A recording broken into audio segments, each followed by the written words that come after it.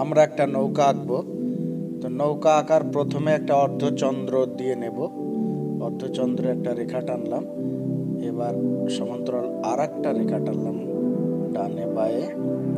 এবার ইংরেজি ইউ অক্ষরটা উল্টে দেব, এই টেনে দিলাম।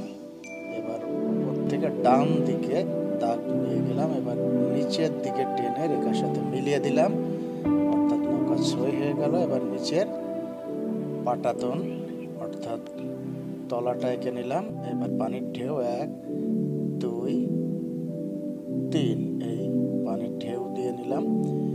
এবার নৌকার ভিতরের পাটাতনের স্লিপার দাগ দিয়ে নিলাম।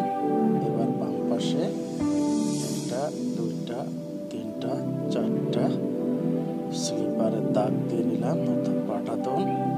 এবার নৌকার ভিতরটা সাধারণত দূর থেকে অন্ধকারই দেখায়, আমরা সেই খোলটা বোঝার জন্য ঘন কালো করে নিচ্ছি।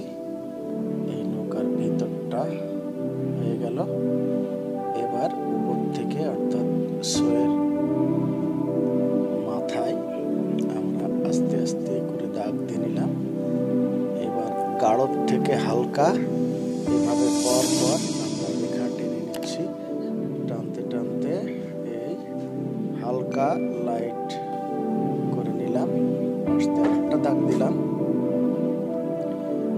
হয়ে গেল আমাদের সুন্দর একটি নৌকা। বন্ধুরা, আমরা তোমাদের জন্য একটা প্লে লিস্ট খুলেছি, এখানে ক্লিক করলে তোমরা ছবি আঁকা শিখতে পারবে।